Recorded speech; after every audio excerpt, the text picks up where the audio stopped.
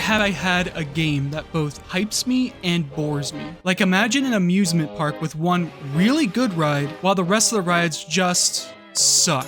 Final Fantasy 16 kinda sucks. It has some amazing parts, but 3 huge flaws that destroy what could have been a 10 out of 10 game. Honestly, if I was able to send a message to myself in the past, I would definitely tell myself not to buy this game. Let me explain. First off, what are Final Fantasy games? Well, obviously the older ones are turn-based RPGs, filled with random encounters and typical RPG mechanics. We all know them, Final Fantasy 7, or even Final Fantasy 10, while the more recent releases are more of an action RPG, quickly moving from turn-based combat to real-time battles. All of them with, varying degrees of success. Look, we got to drive a Batmobile at one point. That's all we needed. Fun fact, Lightning the video game character became a fashion model. Each of these games include their own unique and expansive stories. While some of them can be more convoluted than others, the vast majority usually revolve around crystals. Which brings us to this bad boy. Final Fantasy 16 follows the story of Clive Rosfield,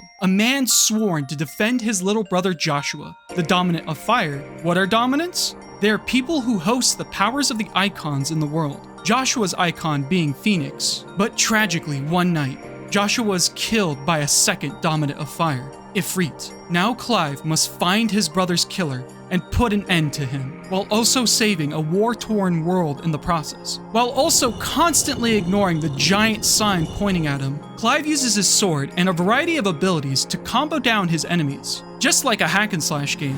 Wait a second, this game isn't a hack and slash? This is where we get to one of the biggest flaws, the identity crisis. With Final Fantasy 16, Square Enix has moved even further away from what a classic Final Fantasy game would be. So now, instead of what we've been getting, it now looks more like a little taste of the good shit! There's more of an emphasis in those games to beat the crap out of your enemies with flashy combos. You don't really need to worry about things like player stats or equipment to beat those games. Instead, you are given new weapons and abilities to use in your arsenal for even crazier combos. See the similarity here? Final Fantasy 16 is trying to be a hack and slash game while pretending to be an action RPG. And that's the problem. It's abandoning the RPG mechanics almost entirely. What's an action RPG? In an action RPG, you have to focus on your character's stats or equipment to help beat the game. For example, Skyrim, Elden Ring, and Xenoblade are all action RPGs. In each of these, you'll run around leveling up and gathering equipment or blades, and how you use these will greatly change how you play the game. But even though Final Fantasy 16 has RPG mechanics, they don't really matter at all. Here's an example. Our character Clive has 6 slots for his equipment. We have a sword, belt, wristband, and 3 talisman slots. The sword, of course, boosts our damage, while the belt and wristbands mostly boost our HP and defense. The talismans give us a passive buff to our skills or stats. Now, what I'm basically saying is none of these matter at all. The encounters in this game are just so easy, you could defeat all of them fairly quickly. Honestly, even when I have better gear, I see little to no difference in damage. Like, imagine if you were playing Elden Ring, but no matter how high your stats are and what equipment you were using, you would clear any enemy quickly because of how easy their fights are. What would be the point of equipping anything new?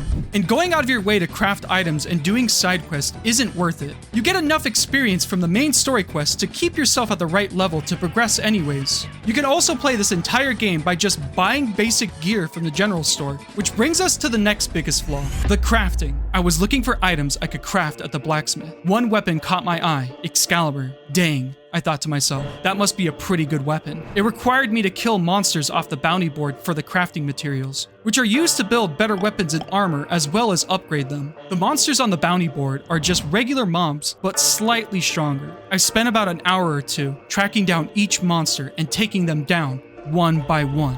Then boom, I finally crafted Excalibur. It looked pretty cool, and the stats were a lot better than the weapon I had. After all that effort, I thought this would be a weapon that I would use for a while, but after I completed the next story quest, the general store offered a weapon that was already stronger than Excalibur. I felt so annoyed. All that effort for nothing. I didn't even see a noticeable change in my damage. Since this is basically a hack and slash game, the combat is super easy, and all the trance mobs die instantly. This is when I realized I could skip all the combat encounters and go quickly through the story. So let's talk about the combat encounters. There are two types of enemies you'll find in this game. Ones with and without a stagger meter. If you see a stagger meter, great, you'll have some fun, as this enemy will not die instantly. Unless you use these abilities. These enemies are the bosses and mini-bosses of the game. If you lower their stagger meter all the way, they are stunned for a couple of seconds and take extra damage. The enemies that lack a stagger meter are just trash mobs. They pose no risk to you at all.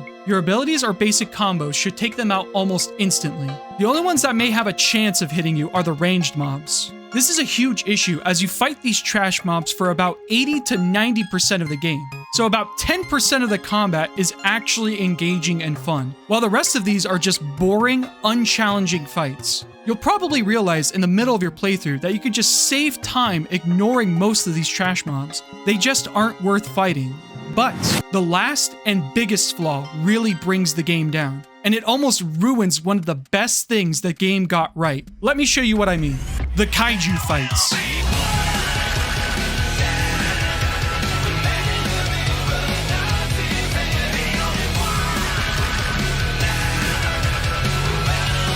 And now we have to deliver soup to these people to make them like us.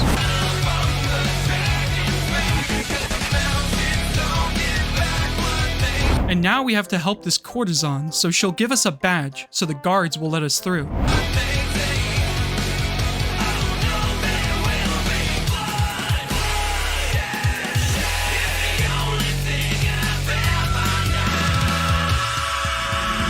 So now we have to help this merchant, so he'll give us this badge, which will make the guards move away. The pacing in this game is abysmal, which is a shame because the fights between the icons get better and better as the game progresses. This is one of the main reasons why I believe this game got so much praise. These fights are just so well made that they constantly keep you at the edge of your seat. Then for some reason, Clive needs to prove his worth to some random guy so he can convince the town guards to let him pass, even though Clive has clearly demonstrated that he could take out these guards with a fart. The hype moments of this game are separated by these long and drawn out sections that just feel like they take forever. The pacing of the demo was way better than the completed game. There were almost no breaks in the story. We just progressed forward until we saw one of the kaiju battles. It more closely followed DMC and Bayonetta, where you just keep pushing forward non-stop, continuing the story without any big roadblocks. Like we fight a Malboro, cool down with some dialogue, and then just progress forward to the next section. But the actual game just isn't like that. Stop making me do what are basically just side quests to continue the story. Also, in my opinion, basically all of the side quests are boring. There are literally a couple where you just deliver soup to people. It's not fun. I just want cool fights, not a delivery sim, and I did not get personally invested enough in the world to care about the world building the side quests had to offer. Now, I honestly loved the big fights in this game. At one point while streaming the game, I literally called it a 10 out of 10 game, but I cannot recommend this game at its full price, sadly. If you're going to have RPG mechanics in a game, have them actually matter. Do not hit the brakes in the story so hard just to do some fetch quests. And please, don't lock off hard mode until you complete the game. I had such a bad first impression, I honestly didn't bother trying. Final Fantasy 16 changes up so much from what we know of original Final Fantasy games. Even though I did not like the game as much, it shouldn't stop you from liking it. And I would love to hear your opinion of the game in the comments below. Thank you again for watching, please check out the Twitch channel, and I'll see you next time. See ya!